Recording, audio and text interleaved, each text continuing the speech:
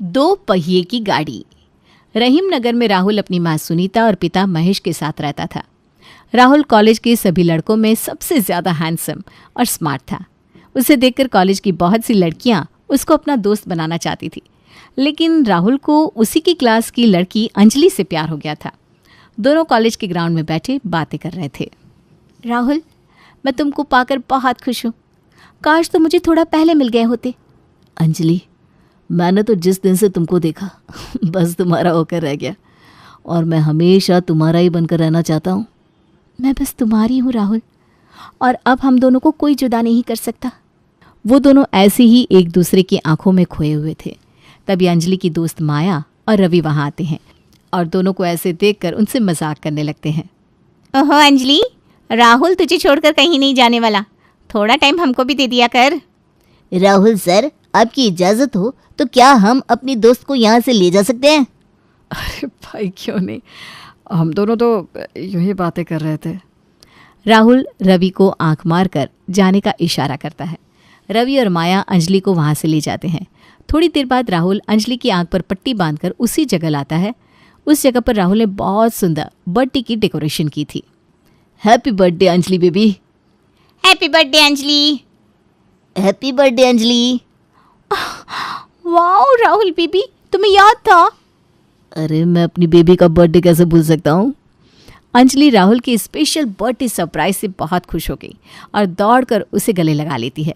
उसके बाद वो सब वहीं डांस करते हुए खूब एंजॉय करते हैं। I love you Rahul, thank you so much.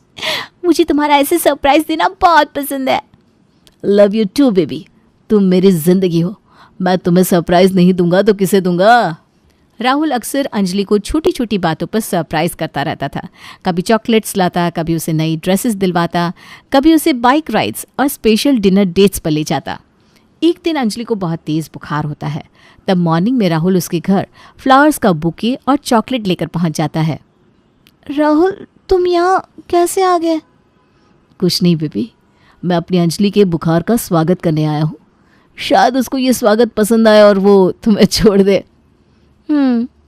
और अगर कहीं उसको ये सब ज़्यादा पसंद आ गया और वो नहीं गया तो मैं बुखार को तुम्हारे अंदर से खींच कर निकाल दूंगा। सच में तुम पागल हो राहुल, ऐसा कौन करता है? तुम्हारे प्यार में पागल हूँ मेरी जाने मन। अंजलि को अब राहुल का ये केयरिंग और रोमांटिक स्वभाव बहुत प्रभावित करने लगा। वो जानती थी कि राहुल ही उसका सही जीवन साथी हो सकता है और इसी प्यार के कारण दोनों ने शादी करने का फैसला कर लिया। राहुल, तुम्हें पता है, हर बार तुम्हारा सरप्राइज मुझे फिर से और ज़्यादा प्यार में डाल देता है। और तुम्हारी ये मुस्कान मुझे फिर से सरप्राइज प्लान करने के लिए मजबूर कर देती है। अच्छा बच्चों, सोच लो, शादी के बाद भी मुझे ऐसे ही सरप्राइज देने पड़ेंगे। शादी के बाद तो सरप्राइजेस और भी बढ़ जाएंगे बेबी।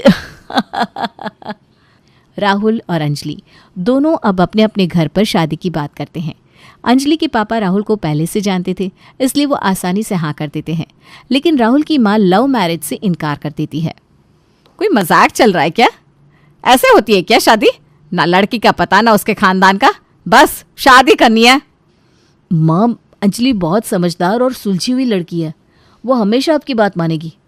देखो सुनीता, आजकल के बच्चे समझदार हैं, वो अपने अच्छे बुरे को अच्छे से समझते हैं।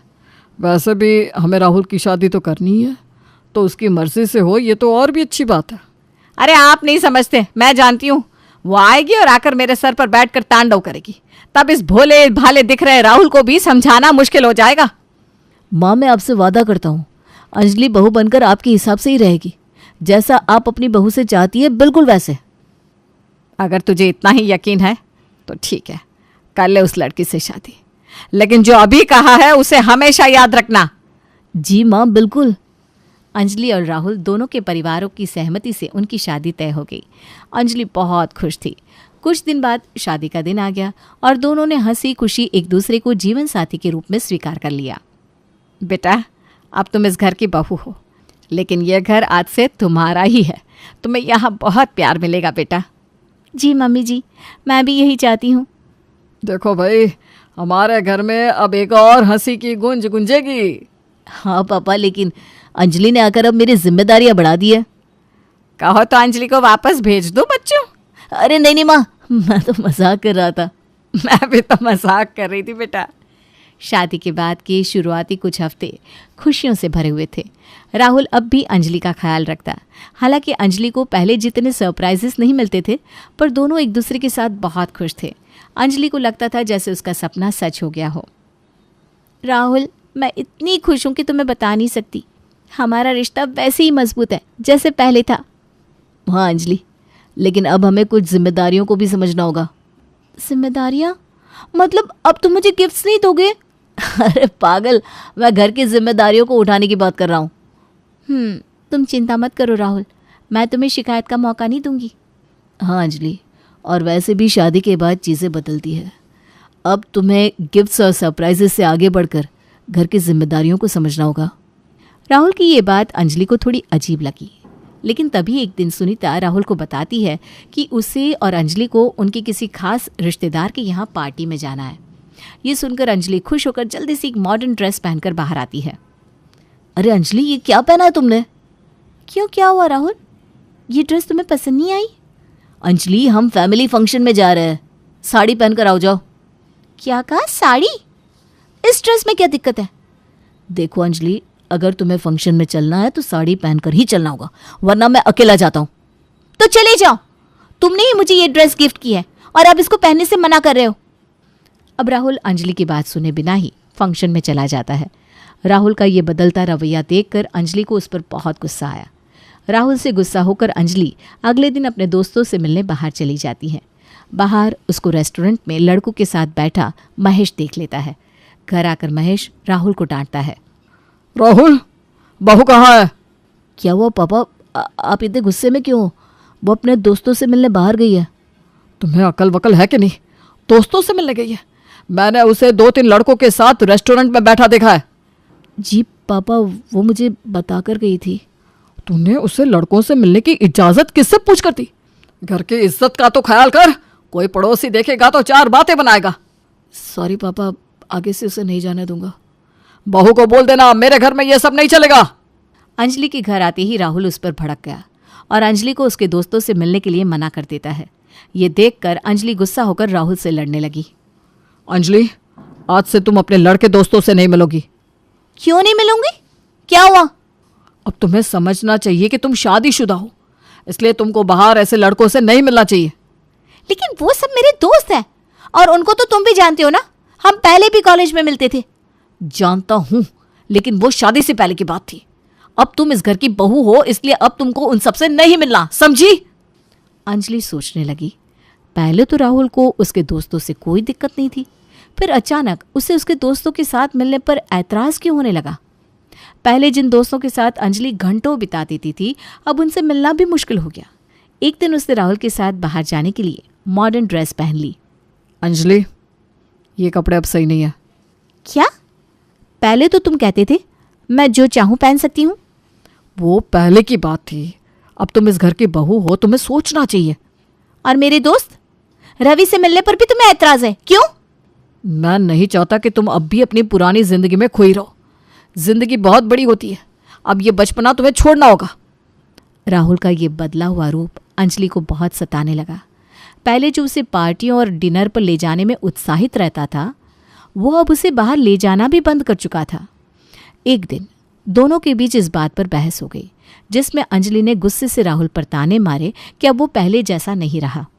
शादी से पहले तो तुम मेरे लिए कुछ भी करने को तैयार रहते थे, अब क्या हुआ? कहाँ गए तुम्हारे वो वादे? या वो सब मुझसे शादी करने का ढोंग था? देखो अंजलि, पहले तो मेरी गर्लफ्रेंड थी, अब तुम इस घर की बहू हो, तो उस हिसाब से मेरी और तुम्हारी जिम्मेदारियां बदल गई हैं। जिम्मेदारियां या बहाने? तुम बदल गए हो राहुल। अंजलि, हमें रिश्ते में तालमेल रखना होगा। अब हम पहले जैसे नहीं रह सकते। घूमना फिरना, मौज मस्ती, ये सब शादी से पहले ही अच्छा लगता है, उसके बाद नहीं। राहुल और अंजलि के बीच की ये पहली बड़ी लड़ाई थी। दोनों का रिश्ता अब तनाव की स्थिति में आ गया था। सुनीता और महेश को भी उनकी लड़ाई का पता चला। तब महेश और सुनीता दोनों ने उन दोनों को समझाने की कोशिश की। बेटा, अंजलि अभी नई है, उसे थोड़ा समय दो, वो धीरे धीरे जिम्मेदारी उठाना सीख जाएगी। माँ, लेकिन उसको समझना होगा और जिम्मेदारियां निभानी होगी, ये शादी का हिस्सा है। वो इसको बचपने में टाल नहीं सकती। मुझे याद है मैंने आपसे वादा किया था। हाँ बेटा, मुझे भी याद है, लेकिन हर बार गुस्से से नहीं। कभी दोनों प्यार से साथ में बैठकर बात करो, सारी चीज़ें समझ में आ जाएंगी। राहुल बेटा, रिश्ते में प्यार और समझदारी दोनों ज़रूरी होते हैं।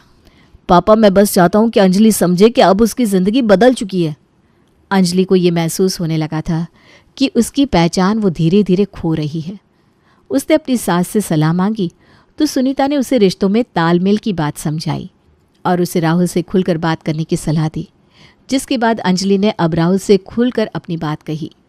बहू, तुम अपनी बात राहुल को समझाओ। जो तुम्हारी इच्छाएं हैं, भावनाएं हैं, उनको खुलकर अपने पति को बताओ, तब शायद राहुल भी तुम्हारी बात समझे। जी मम्मी जी, लेकिन मैं जब भी उनसे बात करने की कोशिश करती हूँ वो हमेशा बात को टाल देते हैं।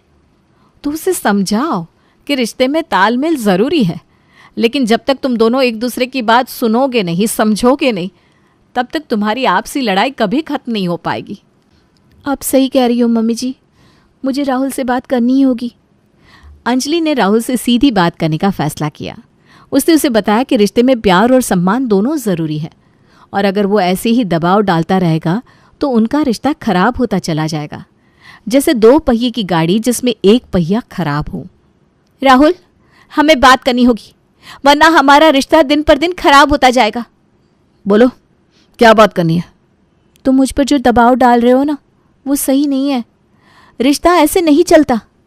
मैं बस चाहता हूं कि तुम इस रिश्ते की जिम्मेदारियों को समझो और कॉलेज के समय की बातों को याद करके बचपना करना बंद कर दो। और मैं ये चाहती हूँ कि तुम मेरी भावनाओं को समझो। हमारा रिश्ता ऐसे नहीं चल सकता। तुमने शादी के कुछ समय के बाद मुझ पर बिल्कुल ध्यान देना बंद कर दिया है। ये तुमसे किसने कह दिया? मुझे अब परिवार भी देखना है। अगर तुमको केवल परिवार ही देखना था तो फिर मुझसे शादी क्यों की? क्या मतलब है तुम्हारा? क्या मेरे लिए तुम्हारी कोई जिम्मेदारी नहीं बनती, या बस शादी करके तुमने अपना वादा निभा दिया, ये समझते हो तुम? देखो, मैं अपनी तरफ से बहुत कोशिश कर रहा हूं। तुम बस बात टाल रहे हो। ऐसे कोशिश की जाती है कि सामने वाले को कुछ दिखे ही ना। बताओ। तुम्हारा दिमाग खराब है, तुम्हें बस लड़ने का बहाना चाहिए। राहुल और अंजलि के रिश्ते में आई खटाश अब धीरे धीरे गंभीर होती जा रही थी। दोनों के बीच लड़ाई के बाद बातचीत कम होने लगी थी और अक्सर छोटी छोटी बातों पर भी बहस हो जाती थी। सुनीता ने जब ये सब देखा तो वो बहुत चिंतित हो गई। इन दोनों की लड़ाई तो ख़त्म होने का नाम ही नहीं लेती। जब देखो तब बस बहस करते रहते हैं। हाँ, अब तो मुझे भी दोनों की चिंता हो रही है। कहीं गुस्से में आकर कोई गलत फैसला ना ले ले ये दोनों।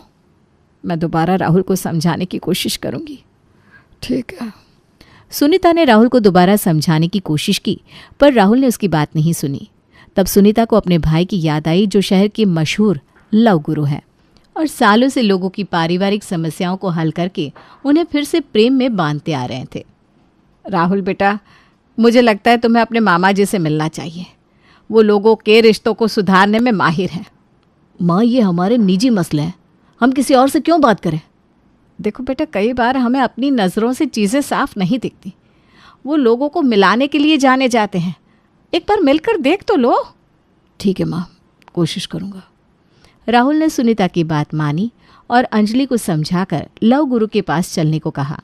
अंजलि ने भी सोचा कि शायद वो उनके रिश्ते के लिए आखिरी उम्मीद हो, और वो दोनों लव गुरु के पास पहुंच गए और उनको अपनी पूरी समस्या बताई। तो तुम दोनों की समस्या यह है कि शादी के बाद से तुम दोनों एक दूसरे की ज़रूरतों को ठीक से समझ नहीं रहे हो। जी, कुछ ऐसा ही है। अब सब कुछ पहले जैसा नहीं लगता। शादी के बाद राहुल बदल गए। पहले जैसे रोमांस और सरप्राइजेस सब गायब हो गए। तुम लोग किस दुनिया में जी रहे हो, या फिर फिल्मी दुनिया में? शादी बच्चों का खेल नहीं है। इसमें समझ, धैर्य और आपसी सम्मान के साथ तालमेल बनाकर रखना चाहिए। लव गुरु ने दोनों को समझाया कि रिश्ते में थोड़ी बहुत खटपट हर किसी के साथ होती है, लेकिन अगर दोनों एक दूसरे को समझेंगे तो उनके बीच का संतुलन ठीक बना रहेगा। राहुल, तुम्हें अंजलि को वो सम्मान देना होगा जो वो पहले से डिजर्व करती है, और अंजलि, तुम्हें भी समझना होगा कि राहुल पर अब कई जिम्मेदारियां हैं। अब सही कह रहे हैं मामा जी, मैं इसे नज़रअंदाज कर रहा था, लेकिन अब मैं इसकी भावनाओं को समझूंगा। और अब से मैं भी राहुल को ज़्यादा परेशान नहीं करूंगी। लव गुरु की सलाह ने राहुल और अंजलि दोनों को सोचने पर मजबूर कर दिया, जब वे वहाँ से लौटे तो राहुल ने महसूस किया कि वो अंजलि की भावनाओं को समझ नहीं पा रहा था। अब दोनों ने अपने रिश्ते को फिर से मजबूत करने का फैसला किया। अंजलि, मुझे माफ़ कर दो, मैं तुम्हारी भावनाओं को समझ नहीं पाया। राहुल, मुझे बस तुम्हारा प्यार और सम्मान चाहिए था। अब हम दोनों मिलकर इस गाड़ी को सही दिशा में चलाएंगे। हाँ, अब हम दोनों गाड़ी के पहियों की तरह एक साथ मिलकर चलेंगे। कुछ समय बाद अंजलि और राहुल ने अपने रिश्ते में एक नई शुरुआत की। अब राहुल फिर से सरप्राइजेस देने लगा, लेकिन इस बार उसके सरप्राइजेस में सिर्फ गिफ्ट्स नहीं बल्कि उसके प्यार और देखभाल की गहराई भी शामिल थी। अंजलि ने भी राहुल की जिम्मेदारियों को समझा और उसे स्पेस देना शुरू किया। अंजलि, तुम्हारे बिना मेरी जिंदगी अधूरी है। मैं वादा करता हूँ कि अब हर चीज़ पहले जैसी होगी। राहुल, अब मैं भी समझ चुकी हूँ कि हम दोनों को मिलकर अपने रिश्ते को संभालना है। अब हमारी गाड़ी के दोनों पहिए साथ मिलकर चलेंगे। इसके बाद अंजलि और राहुल का रिश्ता पहले से भी ज्यादा मजबूत हो गया। सुनीता और अंजलि के बीच भी अब मधुर संबंध हो गए थे। लव गुरु की सलाह ने उनकी जिंदगी में नए रंग भर दिए और अब ये दो पहिए की गाड़ी सही दिशा में संतुलन के साथ चलने लगी।